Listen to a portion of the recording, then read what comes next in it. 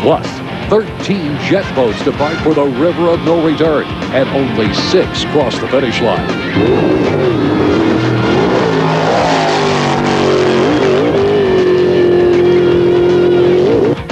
Then, the 1997 Rookie of the Year talks about riding on the ragged edge. Once you've done it once you've taken a spill, you kind of know where that edge is and you don't want to go there anymore. And then, feel the power of dual 870 horsepower engines and climb into the cockpit of Lightning Jack. 130 mile an hour, 7,000 RPM. All in this edition of Inside the APBA.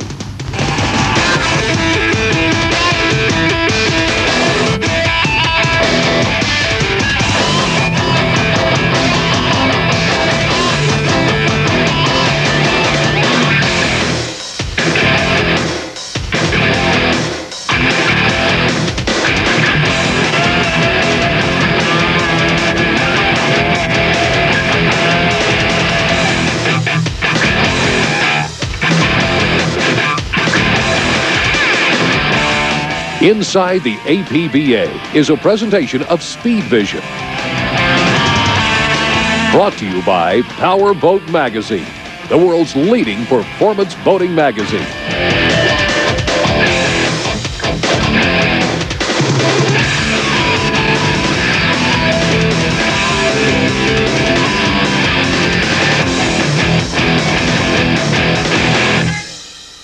Welcome to Powerboats Inside the APBA. I'm your host, Mike Ziegenhorn. Now, each month we'll be taking a look at the top powerboat races and participants across the country, as well as certain special events the APBA sanctions for all types of watercrafts. Now, the APBA annually sanctions nearly 300 events throughout the country, but the true backbone of the sport is the 200-plus affiliate boating clubs who actually conduct these sanctioned programs. APBA is recognized by the Union of International Motorboating as the exclusive authority in the United States for sanctioning world events. APBA sanctions races in 9 categories and special events based on inboard or outboard engine placement or shape of the boat's hull. Those categories are then further broken down into classes based on engine displacement and hull size. When the crowds become mesmerized with the intimidating roar of automotive-powered high-speed racing, they must be watching inboard. Hydroplanes and flat bottoms will line up side by side this month, drawing crowds from across the nation. The American Inboard Tour made its first stop of the season in Renton, Washington for the 1998 Spring National Series. There's some of the other locations you'll see the racing around the country: Evansville, Indiana, Moses Lake, Washington. Last year's champions include Joe Kreitzer from Kettering, Ohio, who earned the 1997 Eastern Divisional title in the National Modified class. In Cahoots again, driven by Jim Aide, took the 2.5-liter Modified Eastern Divisional and the Summer National Championship.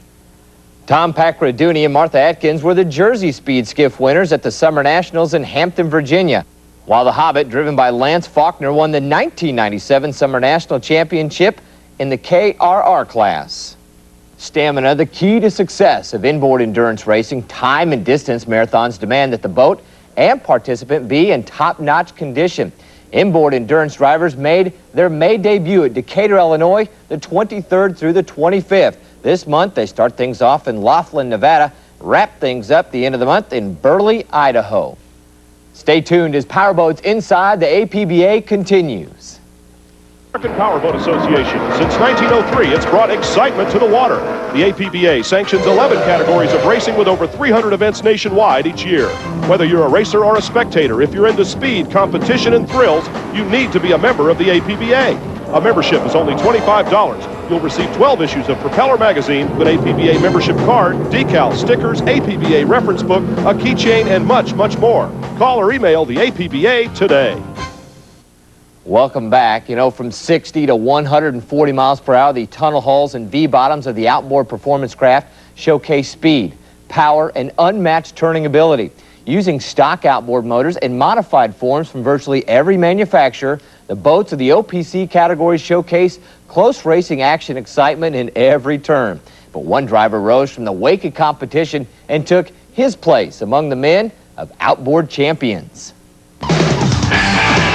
Hottest driver in boat racing last year had to be 19-year-old J.R. Saffold of Tampa, Florida. Saffold became the SST 120 national champion and set 2 world records in his successful quest for an undefeated 1997 season. So how does a 19-year-old dominate the waters his rookie year? My father, he started before I was born, and then whenever I was about 6, I was always going with him all the time. And then whenever I turned 14, he bought me my first boat and started into it from there. Whenever I turned 16 is whenever he kind of got out of it. So he kind of dropped out for me to help me out. It's just a hobby. I love doing it. And like I said, my father got me into it, and I've just had a blast with it since then. What makes JR so fast? Running it on the edge, always looking for the cleanest water, the cleanest straight line, and running them through the corners as hard as you can, and trying to pop it off, get it aired out, up and going once you're around the corner, and then you want it up and loose down the straightaway. So basically, it's always try to keep it right on the ragged edge. Once you've done it once you've taken a spill, you kind of know where that edge is, and you don't want to go there anymore. After making his debut in Sports C and SST 45 classes, he moved up immediately and became a dominant force in the SST 120 class. The IOGP APR Super League event of 1997 was an impressive victory for J.R. Saffold.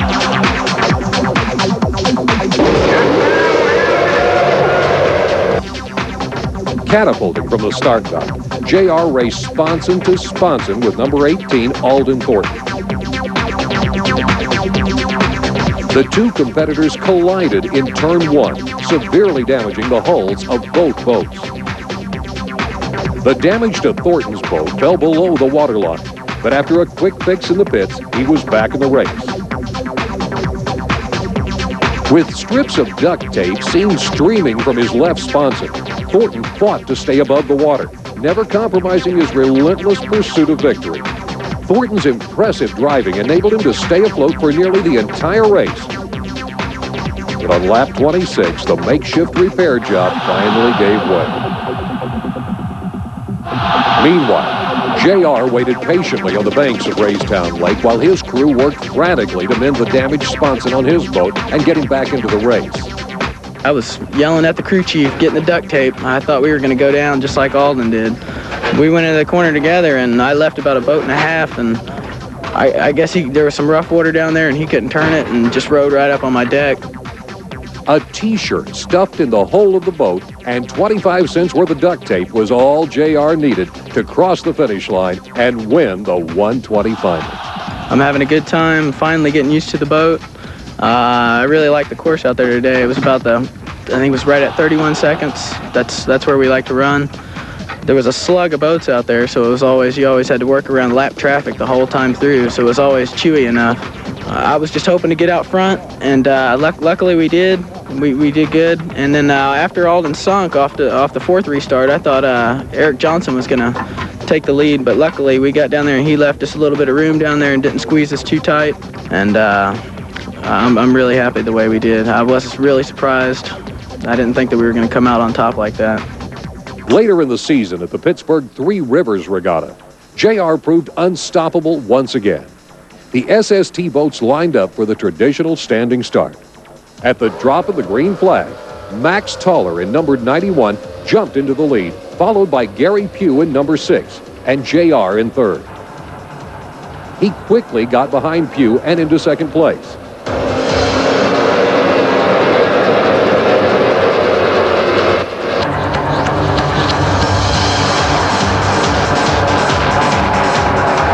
Running on the ragged edge, JR chased down Toller and passed him for the lead.